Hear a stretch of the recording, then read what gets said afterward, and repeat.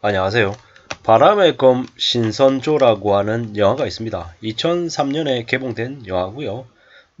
철도원과 러브레타의 작품, 그 아사다 지로의 그 작품을 원작으로 한 영화라고 합니다. 이 영화를 제가 소개시켜 드리려고 하는 건 다름 아니라 참 우리가 살아가는 삶 자체가 참 쉽지 않던데 눈물겹더라는 걸 좀 이 영화를 보면서 많이 생각했기 때문인 겁니다. 여기에 나오는 이 주인공은 뭐 원래 번외 무사였습니다. 번외 무사지만 그 번을 나와서 이제 교토의 미부로 갑니다. 그 교토의 미부에 있는 그 신선조라고 하는 그런 용병 집단으로 들어가는 거죠. 왜냐? 왜 그러겠습니까? 먹고 살기 위해서 그렇게 하는 거죠. 원래 자기가 살던 고향인 시골에 아내도 있고 아이들도 있지만 아내가 먹을 게 없어서 뱃속에 임신을 한 상태인데도 이제 죽으려고 이제 물 안으로 들어가죠. 이제 그런 상황들을 보다 보니까 도저히 안 되겠다 싶어서 번을 떠나기로 합니다. 그리고 번을 떠나려고 할 때 번의 주군이 이제 말리죠. 근데 그 주군도 끝까지 말리지 못합니다. 왜 그런가 했더니 먹고 살 게 없으니까 못 버티니까 뭐, 굶주릴 때가 많고 그 굶주리는 것 때문에 아내가 아이를 뱄음에도 불구하고 이제 죽으려고 입을 두 사람 목에 입을 덜려고 이제 그런 행동을 하는 걸 보고 이제 떠날 결심을 하는 거죠. 그 당시만 해도 번을 떠난다라는 건 역적 행위라 절대로 있을 수 없는 일이었죠. 근데 먹고 사는 문제 때문에 번을 떠나는 거죠. 그리고 신선조라고 하는 용병 집단에 들어가게 되는데 그 용병 집단은 뭡니까? 그냥 좀 표현이 어떻든 간에 실제로 얘기하면 그냥 조폭 집단인 거죠. 조폭 집단. 조폭 집단에서 교토의 치안 유지를 위해서 싸운다라고 하지만 결국에는 돈을 받고 남의 다른 사람들을 죽이는 그냥 그런 이제 집단에 불과했다라는 거죠. 나중에는 이제 막부 체제가 붕괴하니까 막부군의 일원으로 정부군에 저항하는 무진 전쟁에 참전하다가 나중에 이 주인공 요시무라는 이제 막부군의 편에 서서 이제 세상을 떠나게 되죠. 근데 이제 이 요시무라라고 하는 이가 이 신선조에 들어가서 초창기부터 돈을 엄청 밝힙니다. 돈이 생기면 엄청 좋아하고 돈을 더 요구하고 돈을 너무나 과하게 좋아하는 수존나라고 얘기 듣고 돈벌레라는 얘기를 들으면서 동료들한테 무시도 많이 당합니다. 근데 그게 자기가 잘 먹고 호사를 부리고 이러기 위해서가 아니라 굶주린 배를 움켜쥐고 버티는 가족들을 위해서 그렇게 한 거죠. 그러다 보니까는 그는 죽으라 해도 죽지 못한다라는 거죠. 왜 죽지 못하냐? 이랬더니 먹고 살아야 되니까 살기 위해서 이제 그렇게 한다는 거죠. 굶주림 따위에 굴복할 수는 없다라고 얘기합니다. 자신의 아내가 먹고 사는 걸 힘들어하니 어쩔 수 없이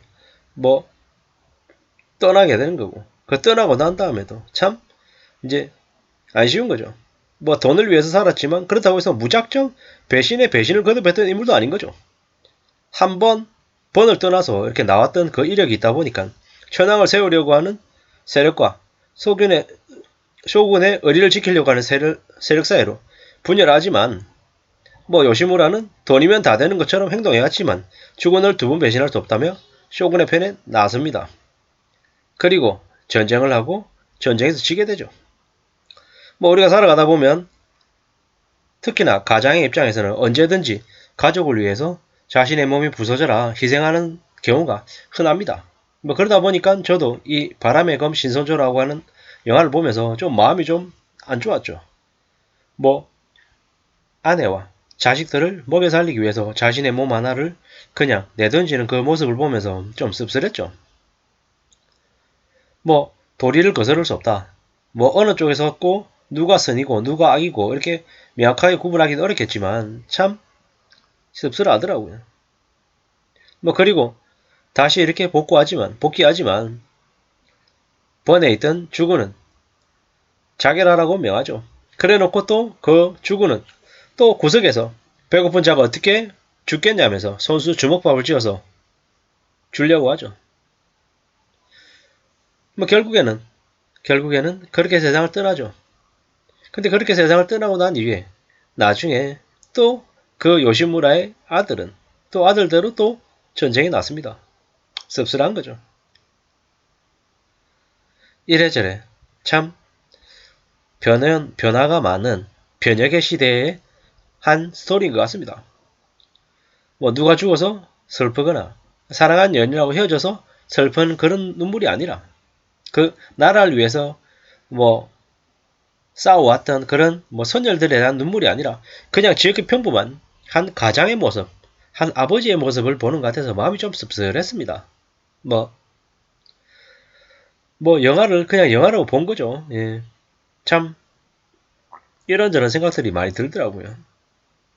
역사의 변화는 거스를 수 없는 대세인 것 같고 그 변화의 흐름에 잘 적응하는 게 참 맞는 건데 저렇게 우둔하게 우직하게 또 고집을 부리는 게 뭔가 싶기도 하고 또 다른 한편으로는 그 가족들을 생각하고 자식들을 떠올리면서 자식들의 얼굴이 한 번 더 보고 싶음에도 불구하고 저렇게 결정하는 사람 저 요시무라의 모습을 보면서 뭐가 맞는 거지? 뭐가 틀린 거지? 뭐 이런 생각들도 좀 많이 들었던 거죠. 분명히 한국과 일본의 정서의 차이가 있다. 그리고 그 당시의 시대 상황에 대해서 정확하게 또 이해하고 받아들이기 어려운 부분들이 또 분명히 있는 것도 사실입니다. 왜냐? 저 시대가 지나고 난 이유는 한국은 대격변의 시대, 소용돌이로 휘말리게 되고 또 일본의 많은 군인들이 한국 한반도를 짓밟고 한국을 많이 유린했기 때문에 마냥 좋게만 볼 수는 없는 거죠. 근데 또 다른 한편으로 전 세계적인 사람의 입장에서 봤을 때는 저렇게 한 아버지가 자식들을 위해서 무지막지한 일도 아무렇지도 않게 다 감당하는 걸 보면서 참 씁쓸한 거죠. 이게 맞다 저게 맞다 이런 얘기들 하기는 조금 어렵고요. 그저 이런저런 생각들이 이제 들었던 거죠. 대정봉환 직전의 시대 요시무라는 비굴한 모습을 살고 있지만 비굴하게 산 그 모습의 인면에 애틋한 가족사 그리고 또 자기만의 무사에 대한 그런 마음가짐 이런 것들이 뒤범벅이 되지 않았나라는 생각이 이제 들었던 거죠. 참 씁쓸하고 많은 생각들이 들었습니다. 이래저래 우리가 살아가는 삶을 좀 어떻게 생각해야 되지? 어떤 마음으로 또 지내야 될까? 이런 고민들도 또 하게 됐고요. 확실한 건 우리가 살아가는 삶이 참 만만하지 않더라. 그리고 어떤 식으로든 좀 잘 견뎌나가야 되겠구나 라는 생각들도 같이 하게 됐습니다. 우리가 살아가다 보면 많은 어려움들, 많은 난감한 상황들도 맞게 된다라는 거죠.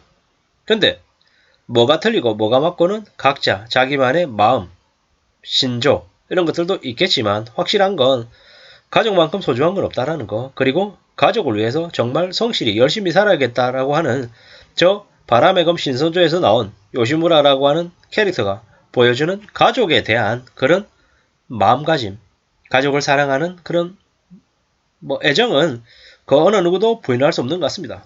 그리고 저런 모습에서 저는 또 하나 대한민국의 또 묵묵히 일하는 가족들을 위해서 열심히 사는 아버지의 모습들이 보이는 것 같아서 안타깝기도 하고 안쓰럽기도 했습니다. 아무쪼록 시간이 되시면 기회가 되시면 찾아서 보시면 좋을 것 같습니다. 감사합니다.